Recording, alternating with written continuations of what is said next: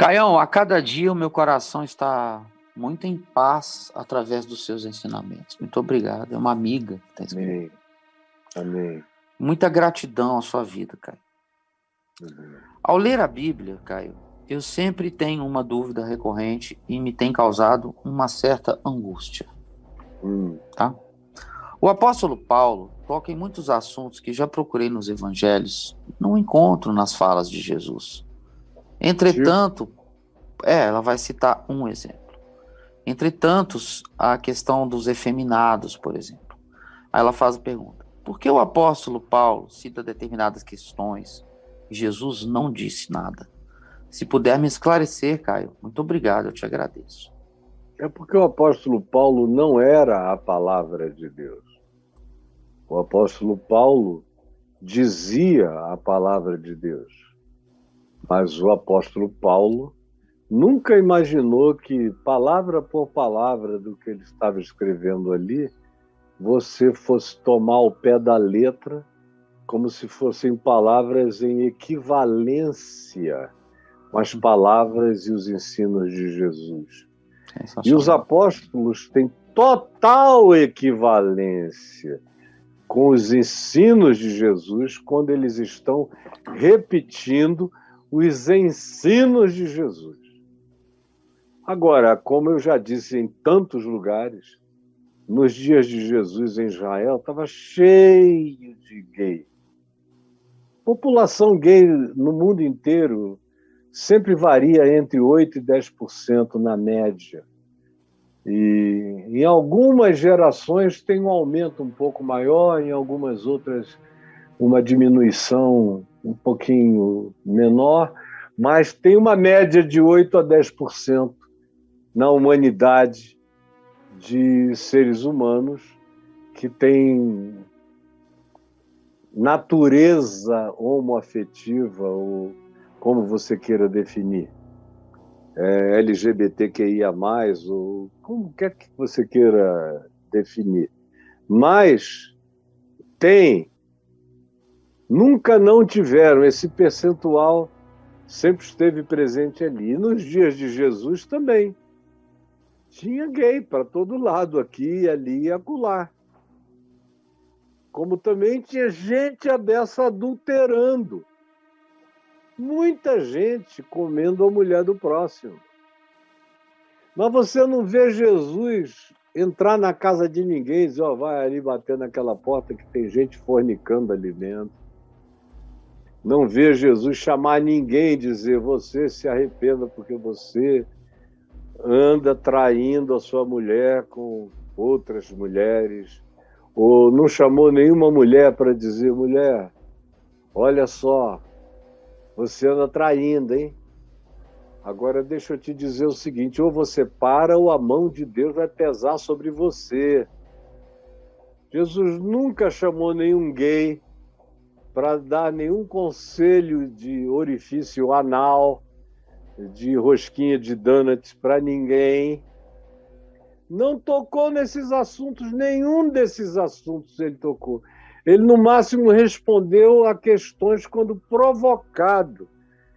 E quando provocado, por exemplo, a questão do divórcio, e que ele responde como respondeu, claro que tinha muito mais a ver com a questão social do abandono das mulheres rejeitadas e repudiadas pelos seus maridos, machões patriarcais, do tipo mais proprietário da mulher que você possa imaginar, e que tinha alguns que casavam com uma mulher de manhã, se divorciavam dela com um outro rabino à tarde e à noite se casavam com uma outra, só para comerem duas mulheres diferentes num dia, sem praticar adultério, para você ver o nível da hipocrisia.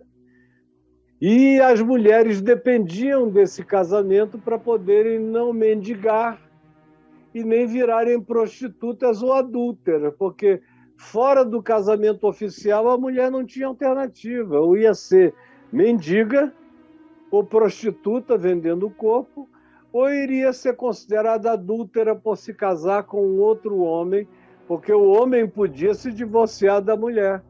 Mas a mulher que se divorciasse de um homem ia ser considerada adúltera todas as vezes que se casasse. Para Jesus, aquela era uma questão que não tinha a ver com a moral vaginal nem peniana, tinha a ver com o bem-estar social. Aquelas eram mulheres que, se fossem tratadas pelos maridos do jeito que eram tratadas, virariam todas mendigas, prostitutas ou adúlteras, perseguidas, maltratadas, difamadas. Então, ele está dando uma instrução que é de proteção econômico-social, que é de proteção social relacional e que é uma proteção para que a mulher não fosse um objeto comprado de manhã e descartado à noite, como muitos documentos do primeiro século dizem que acontecia nos dias de Jesus. Então, Jesus está dando uma resposta ao contexto dele, não ao nosso, onde o divórcio, eu mesmo advoguei a lei do divórcio. Em 78, o senador Nelson Carneiro foi o proponente. E eu era um jovem pastor. Nenhum pastor no Brasil era em favor do divórcio. Isso foi em 78. Eu era um dos únicos pastores no Brasil defendendo o divórcio. E eu ia para aqueles debates na televisão com os arcebispos, bispos, líderes do como é que era o nome? Cursilho, dos cursilhos, do Focolares. Era uma quantidade enorme de instituições católicas anti-aborto e alguns evangélicos lá. E eu era o único que dizia: escuta, gente, essa lei não obriga ninguém a abortar. Ela é uma lei de concessão. Ela não é de imposição.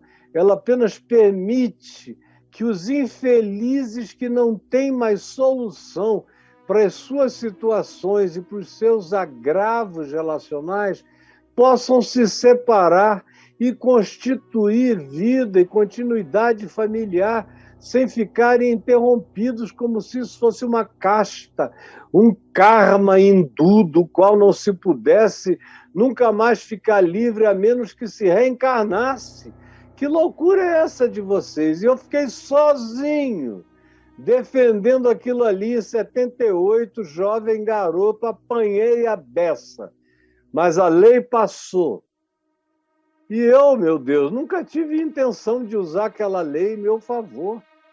Eu me casei em 75 desejando morrer casado com a mesma mulher. Eu não fiz planos para me separar em tempo algum da vida. Então, fique sabendo disso. A sua pergunta, qual era mesmo, Braulio, para fechar com especificidade? Hein? Braulio? A pergunta é a seguinte, Caio: por que Paulo diz coisas que Jesus não disse? Pois é. Então, porque Paulo não era o verbo encarnado. Paulo disse coisas que eram daquela época. Ele mandou que o patrão, dono de escravos, tratasse bem o escravo, quando na realidade para Jesus não poderia haver escravidão. Ele mandou que o escravo oprimido tentasse tratar bem o patrão e o patrão tentasse tratar bem o escravo. Quando o ensino de Jesus é que não deveria haver nem amo e nem escravo. Nem escravo e nem senhor.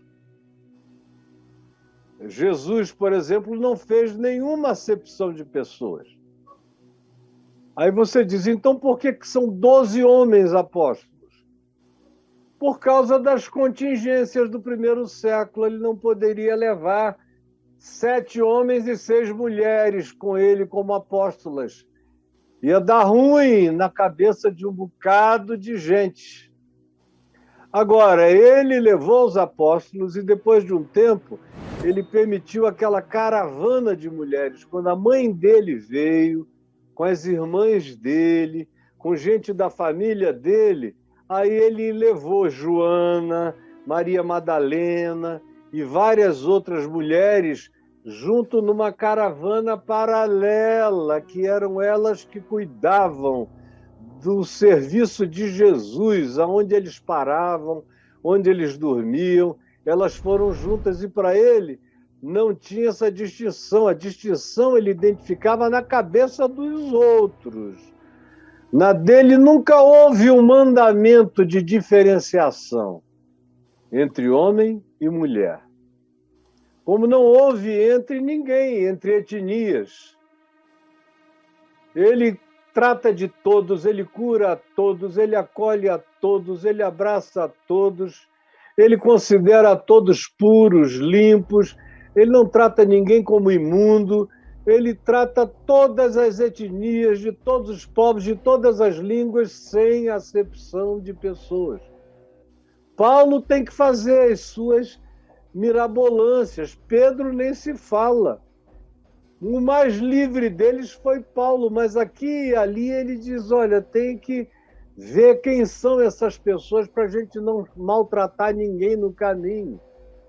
Jesus, no entanto, viveu com a liberdade que nenhum dos apóstolos dele soube viver ou aprendeu a viver. Então, a minha única referência é Jesus, não é Pedro. Pedro não é o meu Salvador, Pedro não é a palavra de Deus encarnada, nem João, nem Tiago, nem Paulo, nenhum deles. Nem Judas, o irmão de Jesus, nem Tiago, o irmão de Jesus, nenhum deles é a palavra encarnada. Só Jesus é o Verbo eterno, imutável, perene, para sempre, que corrige o Velho Testamento e corrige os apóstolos também. É por isso que eu faço os apóstolos viajarem por dentro do filtro dos 4 evangelhos. O que os apóstolos, em viajando pelo filtro de Jesus, o que passa para o lado de cá, do evangelho de Jesus, fica. O que não passa eram aplicativos. Os princípios eram absolutos, imutáveis, mas os aplicativos eram temporários e circunstanciais. Jesus ensinou os princípios absolutos.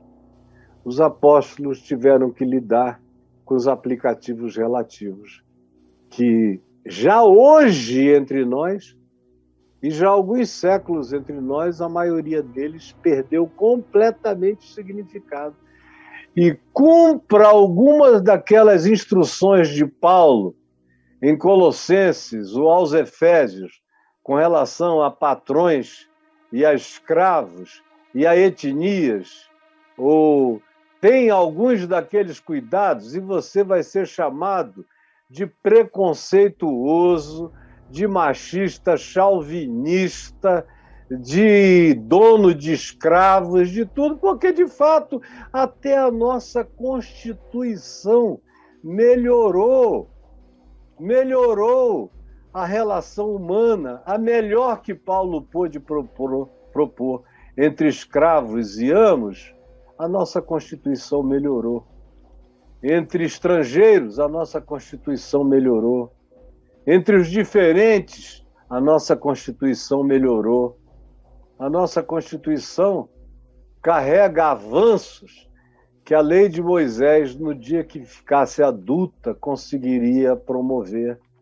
Agora, a gente quer voltar 3.800 anos no tempo para praticar a lei de Moisés, tendo legislações tão melhores, tão mais humanas, tão mais ricas, tão mais cheias de cuidado e de ternura mútua uns pelos outros. Então, filho, o que você enxergar em Jesus está na validade, o que você não enxergar em Jesus passou.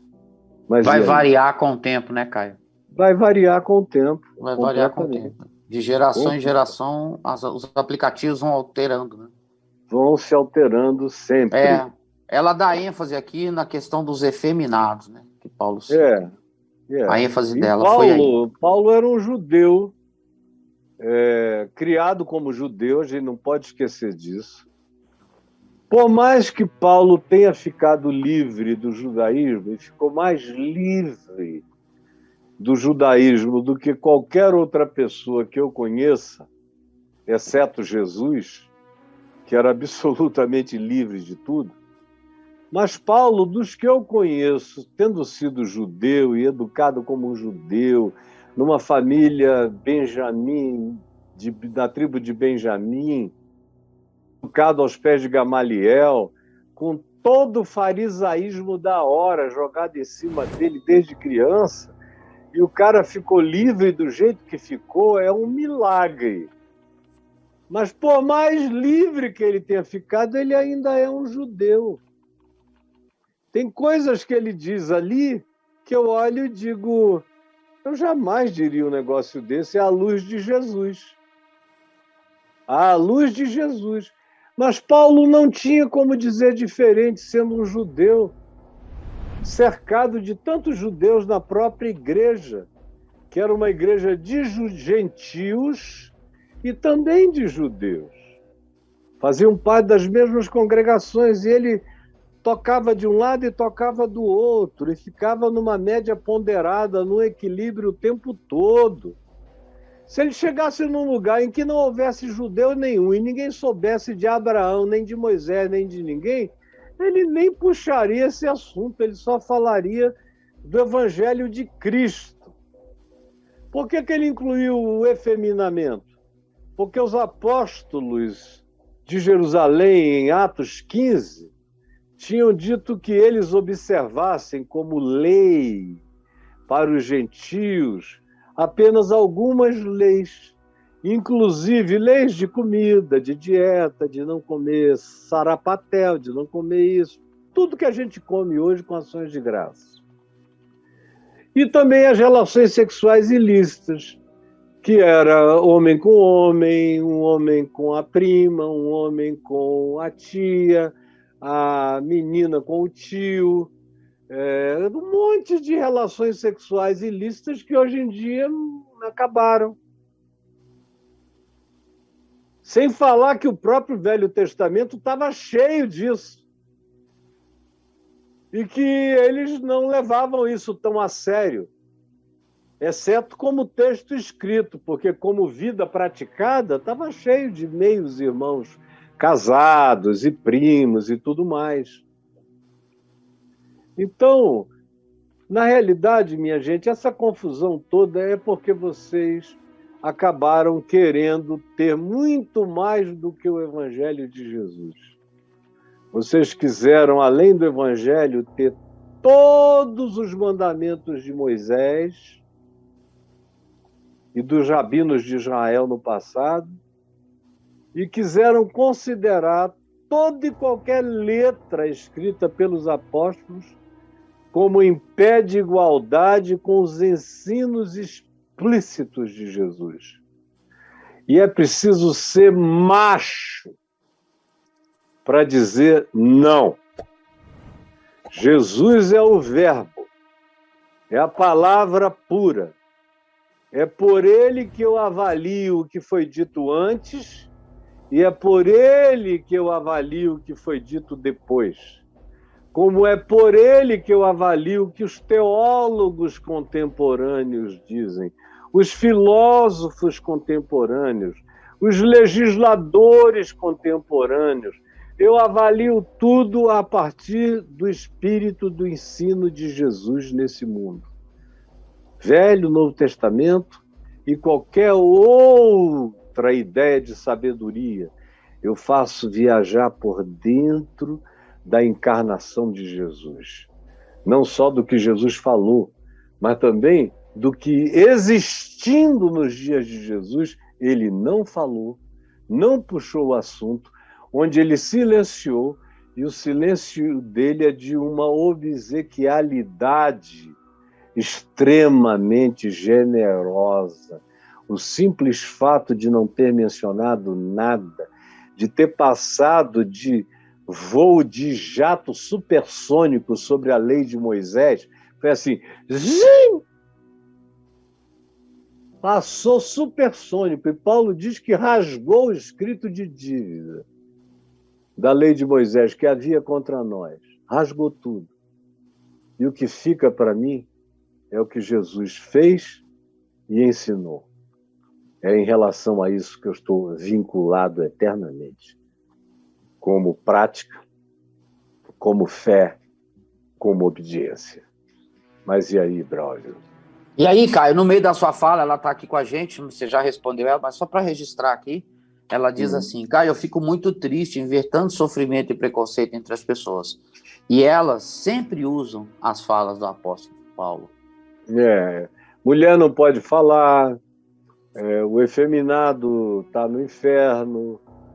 E olha que o efeminado não é nem coitado, não é nem necessariamente um cara que faz uso sexual dos seus instrumentos de sexualidade homoafetiva. Não é necessariamente.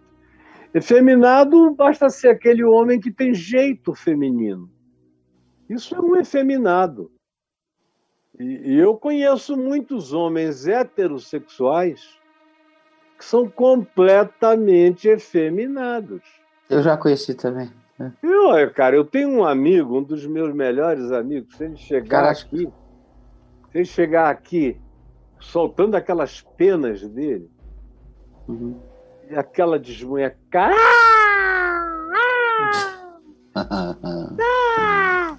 tudo que a mulher olha assim, meu Deus, esse cara é viadaço, né?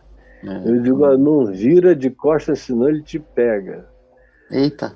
Porque, rapaz, eu conheço desde que ele era menino, nunca vi o cara agarrado com uma mulher feia. E as mulheres... Só pega filé, Caião, só pegou filé. Só filézaço. Só filé, com esse jeitinho dele. Com esse jeitão, meu irmão. E aí as mulheres não tinham vergonha dele, contavam o que gostavam, o que não gostavam, não sei o que. Ele não me diga, menina. Daqui a pouco lá estava ele, chegando ali onde ela dizia que gostava. Aí ela dizia, não quero não. Dizer, só sente o gosto dessa boca, depois você me julga. Eita. Aí a menina provava e não largava mais. E o cara teve uma fieira de mulher bonita.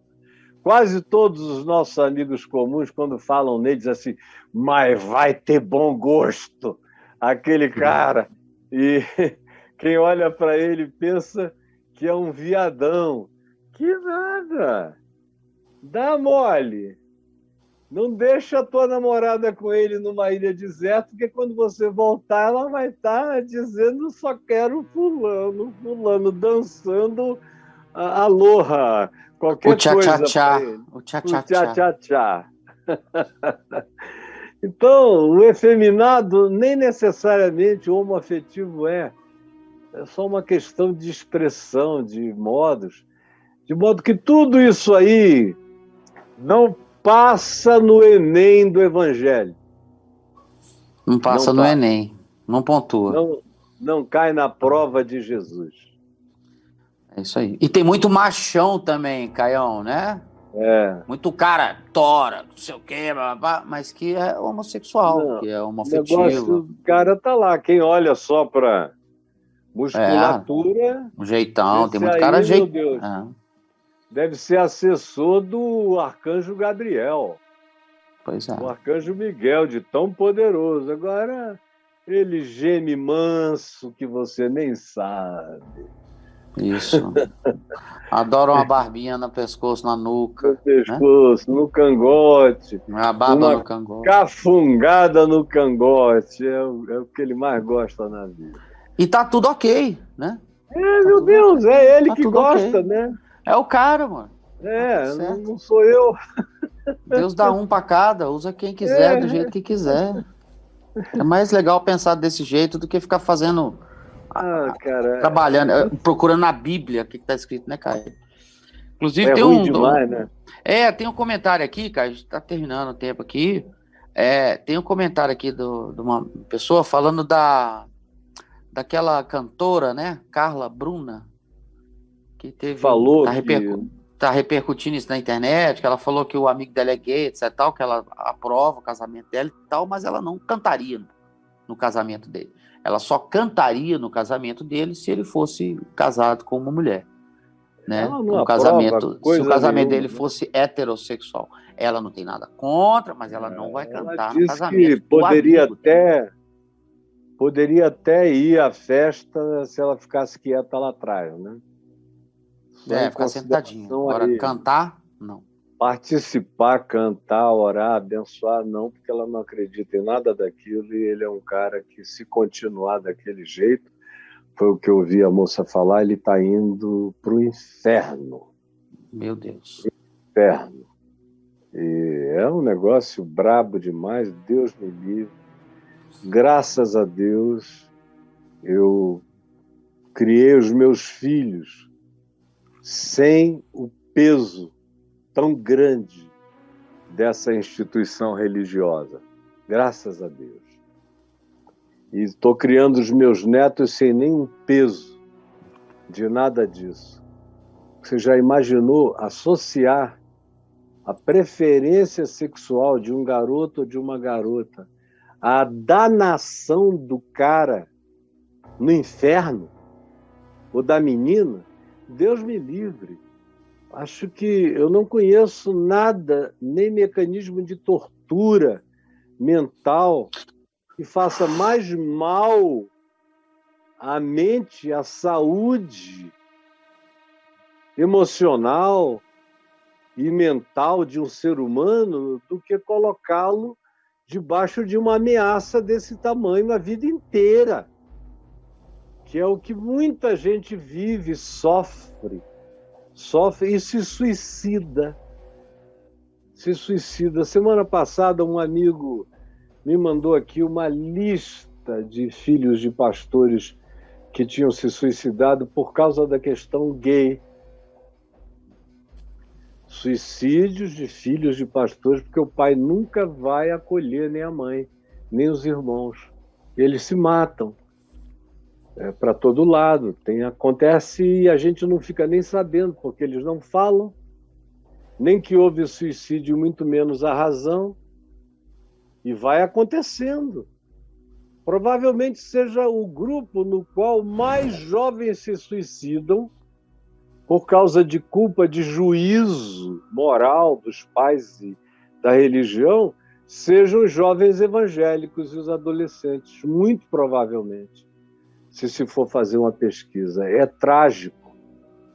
E eu não tenho coragem de pegar uma pessoa gay e, em sã consciência, recomendar que ela vá para 98% das igrejas evangélicas que eu conheço, porque não vão ser tratadas nem com a humanidade mais básica e respeitosa, não serão, quanto mais como irmãos e irmãs, com os mesmos direitos, com as mesmas participações. Não, isso aí não é evangelho, não é boa nova. Uma boa nova que a gente mede pela virgindade do cu só se for boa nova de Satanás, porque de Jesus é que não é. E me desculpem por ter usado boa nova do cu, porque Isso. tem que falar uma palavra mais forte assim para ver se você se sacode. Filho da boa nova anal. Que são esses, para quem a salvação entra como um supositório anal no rabo do devoto. E aí o Senhor revirgina você e você vai para o céu. Jesus me salva de loucura assim, eu quero ficar o mais distante que eu puder, Braulito.